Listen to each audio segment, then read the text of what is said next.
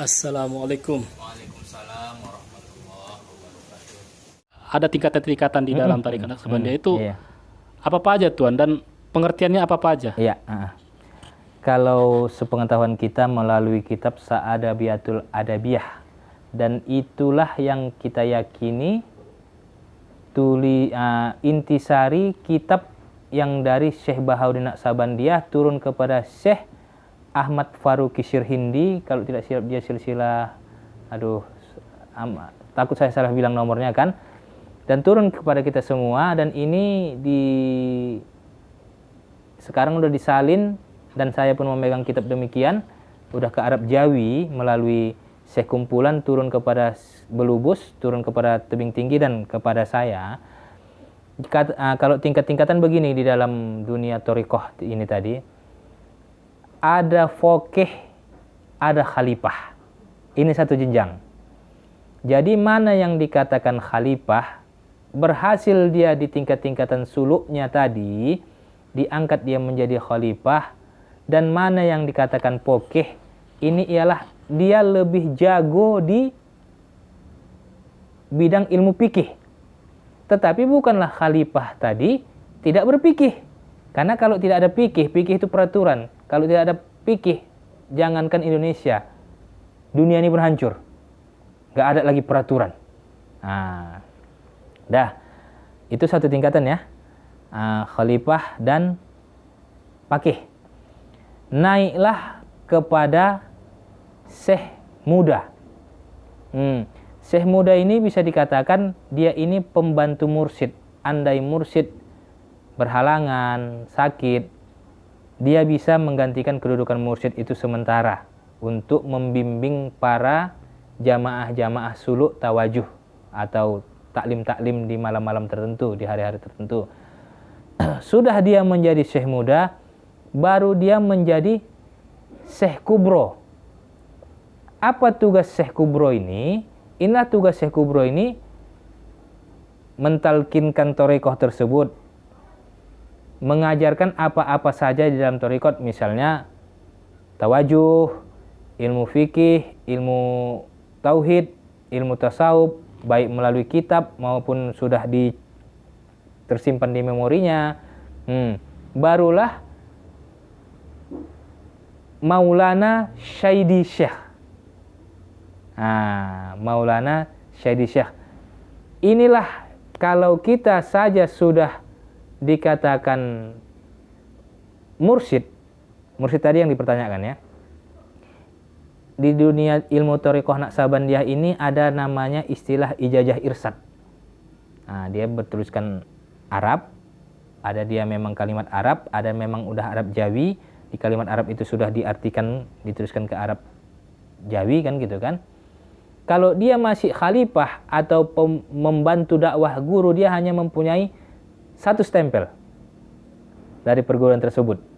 Tetapi kalau dia sudah boleh menyulukkan, sudah boleh membuka cabang, itu ada dua stempel, dan yang satu seperti uang 500 yang kuning itu. Makanya kalau kita pergi ke perguruan-perguruan, kalau dia memang betul-betul sudah mursyid, kalau perlu itu dipertanyakan, dia harus bisa menunjukkan stempel yang kecil itu. Kalau dia tidak ada stempel kecil itu, bohong. Contoh kalau kita pergi ke Babu Salam, itu ijazah Syahruab Rokan ada itu dua stempel, satu kecil. Itulah dari Syekh Sulaiman Juhdi, menantu dari Syekh Sulaiman Karmi tadi. Menantunya tadi. Jadi itulah, banyak yang bisa berpakaian mursyid. Banyak yang bisa berbicara gayanya seperti mursyid. Tetapi mana mursyid yang sesungguhnya itu ialah hati kita. Sebab perkataan itu bisa dikatakan rupa. Innallaha la yanzuru ila atsamikum wala ila amwalikum walakin yanzuru ila qulubikum. Sesungguhnya Allah itu tidak memandang hartamu, tidak memandang rupamu, tetapi Allah Ta'ala itu memandang hatimu. Jadi yang dikatakan mursyid, sebenarnya mursyid itu ialah hati kita tadi. Itulah yang hawa, nafsu, setan dunia tadi itu sudah kita keluarkan. Dan kebanyakan yang betul-betul seorang mursyid, kedatangan seseorang ke kediaman dia, di kompleks dia sudah tahu. Nah, ini yang disakitkan, seorang yang kita anggap mursyid tadi, dia sudah tahu, tapi macam mana biar supaya ada rezeki yang mengalir ke kantongnya. Inilah terakhir, para tuan-tuan guru itu ikut kancah politik.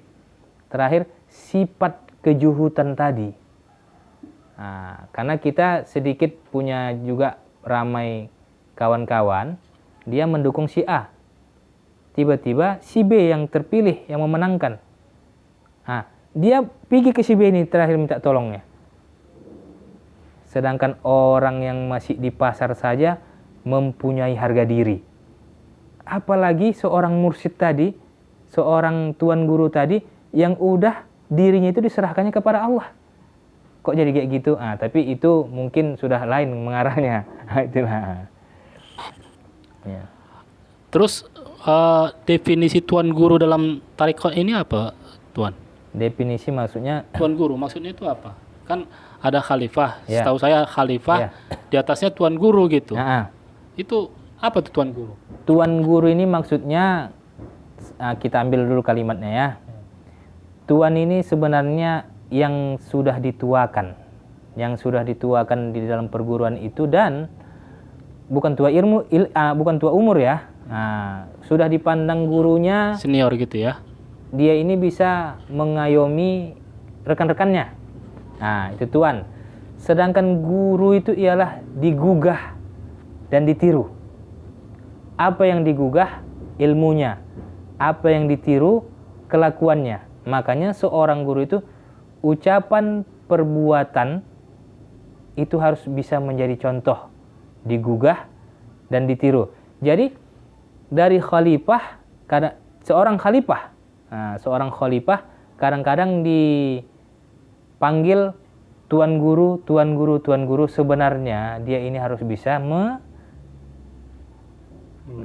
meluruskan, menerangkan. Kalau dia masih khalifah belum tuan guru, dia harus bisa membilangkannya. Bukan kita hanya sebatas sifat, Assalamualaikum tuan guru, waalaikumsalam, amin, mudah-mudahan aku jadi tuan guru. Bukan itu definisi thariqah atau definisi seorang pemimpin. Sebab definisi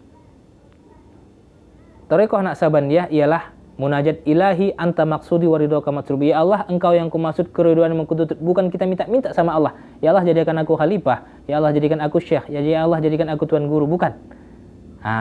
Jadi dia harus bisa meluruskannya. Sini dulu Wak, sini dulu Dek, sini dulu Kak, Bang, Pak, Bu, duduk dulu. Jangan lagi panggil aku tuan guru ya. Aku masih khalifah. Khalifahnya pun baru khalifah S1. Artinya baru suluk dilantik pertama. Dia masih butuh jenjang-jenjang suluknya lagi. Masih pengamal lah dia. Walaupun sudah dikasih pangkat. Serupa kita masuk sekolah militer, lulus dulu kita, sudah tes semuanya, psikotes, kesehatan, apa dulu semuanya, baru kita dididik lagi, begitu lulus baru kita dikasih pangkat. Menurut ijazah apa kita dulu, sersan. Kayak gitulah. Jadi mencari tuan guru, sebenarnya tuan guru itu bukan dari pakaian jubahnya, bukan dari sorbannya, tetapi dari ilmu yang tersimpan di dadanya, yang dikurung melalui hati tadi. Sebab ilmu itu, apabila kita sudah tahu mengamalkan ilmu, kita harus continue, harus memang dawam mengamalkan ilmu tersebut. Sudah diamalkan, baru kita tahu apa itu ilmu. Sudah tahu ilmu, harus tahu kita mempergunakan ilmu. Sudah tahu mempergunakan ilmu, harus tahu mempertahankan ilmu.